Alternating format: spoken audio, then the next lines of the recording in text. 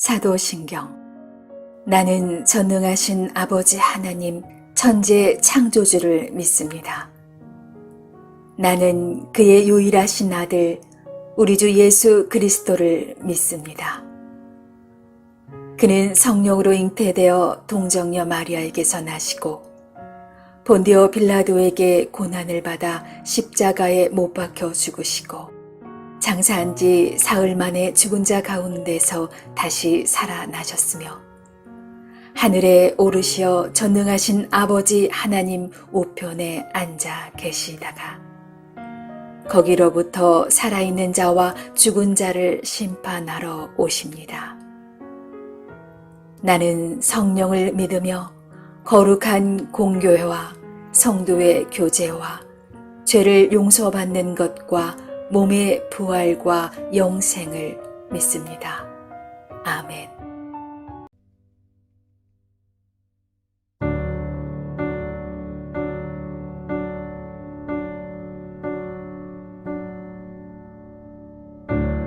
안개가 날 가리워 내 믿음 흔들리려 할 때 나 주님께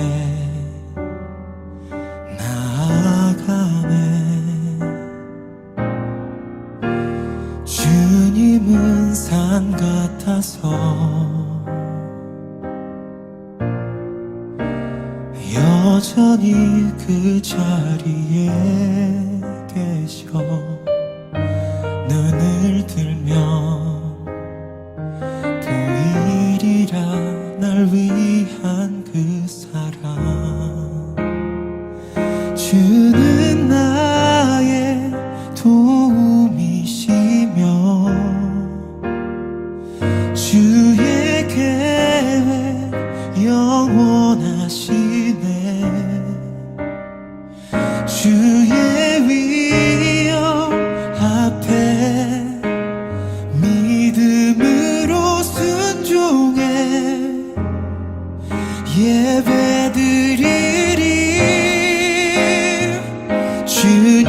주님께서 날 이끄시며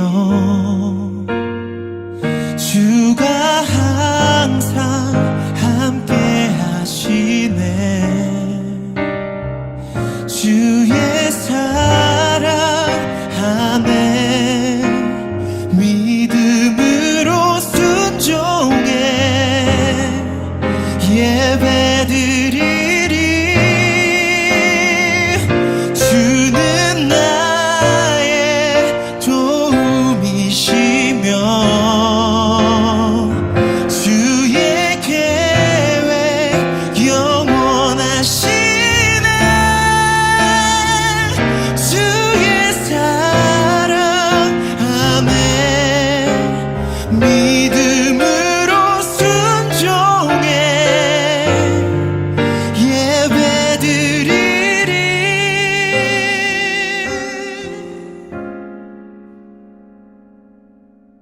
영원히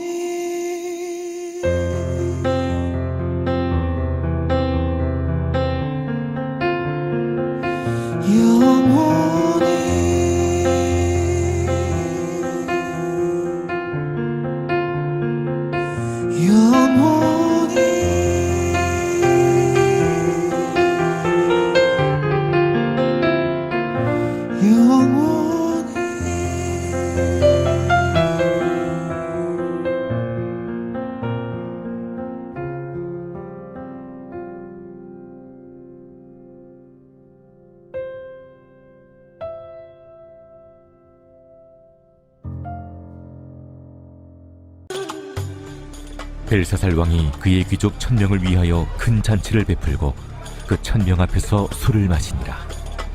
벨사살이 술을 마실 때에 명하여 그의 부친 느부갓네살이 예루살렘 성전에서 탈취하여 온 금 은그릇을 가져오라고 명하였으니 이는 왕과 귀족들과 왕후들과 후궁들이 다 그것으로 마시려 함이었더라. 이에 예루살렘 하나님의 전 성소 중에서 탈취하여 온 금그릇을 가져오매 왕이 그 귀족들과 왕후들과 후궁들과 더불어 그것으로 마시더라. 그들이 술을 마시고는 그 금, 은, 구리, 쇠, 나무, 돌로 만든 신들을 찬양하니라. 그때 사람의 손가락들이 나타나서 왕궁 촛대 맞은편 석회벽에 글자를 쓰는데 왕이 그 글자 쓰는 손가락을 본지라. 이에 왕의 즐기던 얼굴빛이 변하고 그 생각이 번밀하여 넓적다리 마디가 눕는 듯하고 그의 무릎이 서로 부딪힌지라.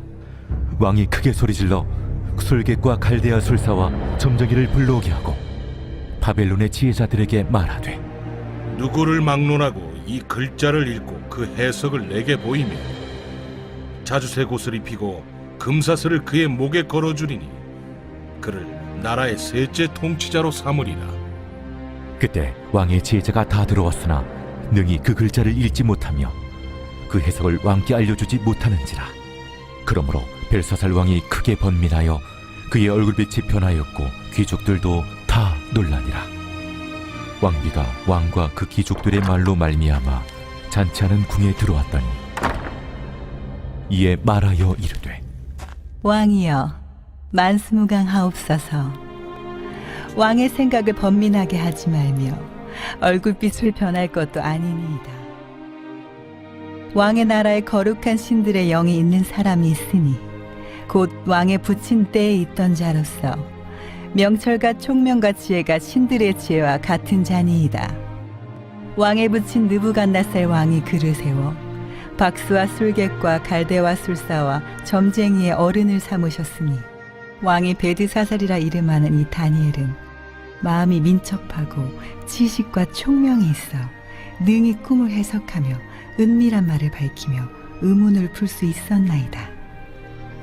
이제 다니엘을 부르소서. 그리하시면 그가 그 해석을 알려드리리이다. 이에 다니엘이 부름을 받아 왕이 앞에 나오매 왕이 다니엘에게 말하되, 네가 나의 부왕이 유다에서 사로잡아온 유다 자손 중에 그 다니엘이냐? 내가 네게 대하여 들은즉 네 안에는 신들의 영이 있으므로 네가 명철과 총명과 비상한 지혜가 있다 하도다. 지금 여러 지혜자와 술객을 내 앞에 불러다가 그들에게 이 글을 읽고 그 해석을 내게 알게 하라 하였으나 그들이 다 그 해석을 내게 보이지 못하였느니라. 내가 네게 대하여 들은즉 너는 해석을 잘하고 의문을 푼다 하도다. 그런즉 이제 네가 이 글을 읽고 그 해석을 내게 알려주면 네게 자주색 옷을 입히고 금사슬을 내 목에 걸어주어 너를 나라의 셋째 통치자로 삼으리라.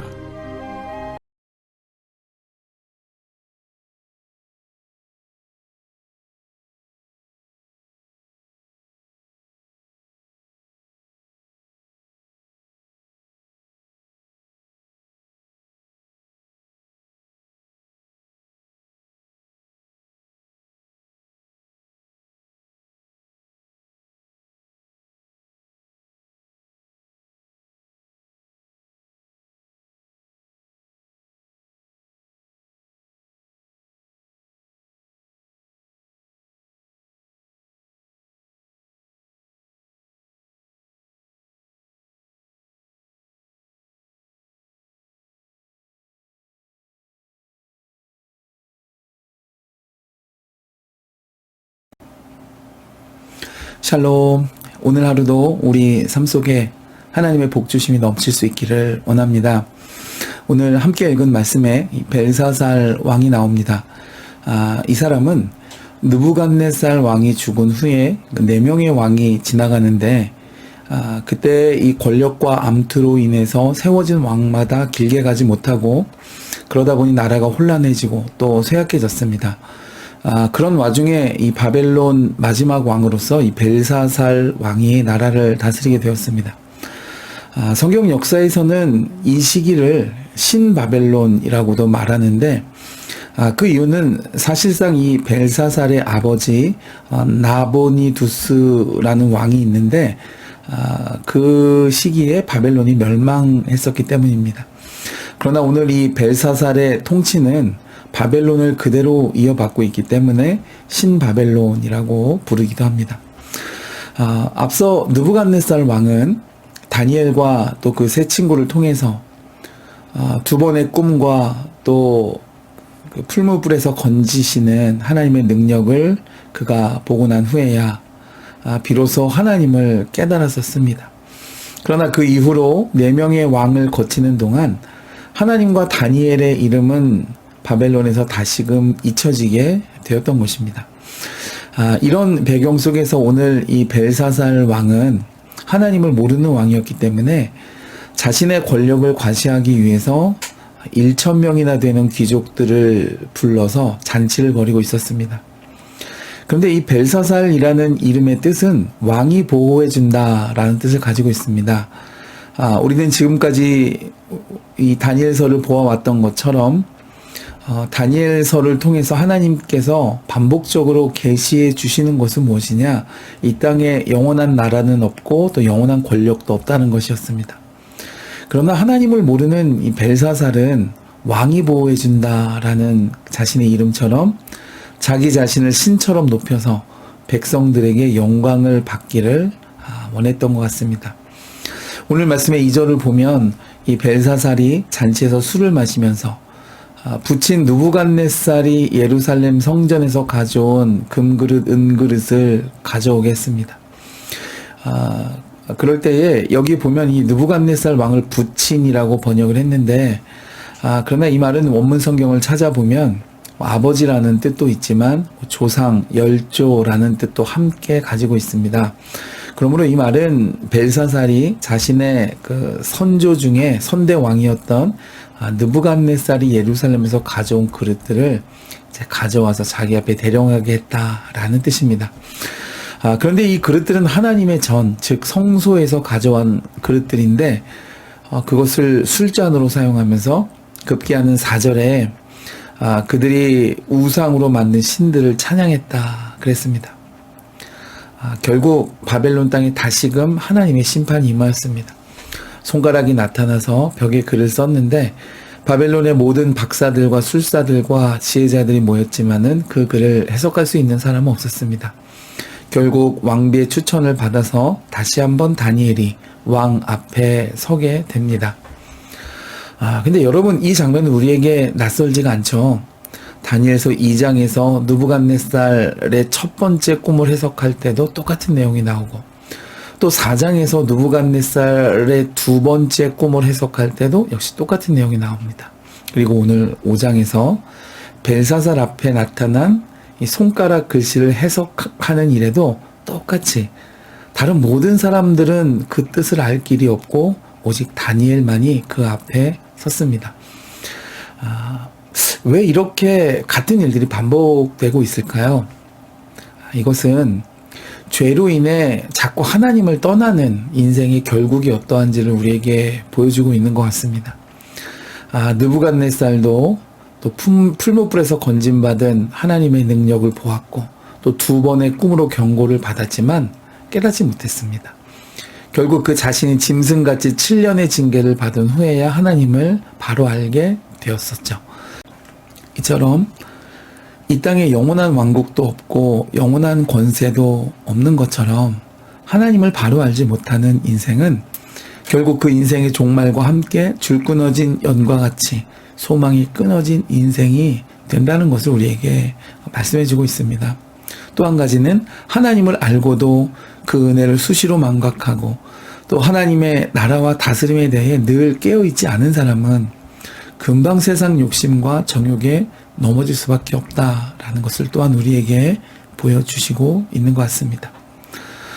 여러분 오늘 하루 우리의 삶에 늘 깨어있어서 하나님의 쓰임을 받는 다니엘처럼 왕이 바뀌어도 나라가 바뀌어도 환경이 완전히 달라진다 하여도 변함없이 하나님 앞에 설 수 있는 이 다니엘과 같은 복된 성도 될 수 있기를 주님의 이름으로 축복해 드립니다.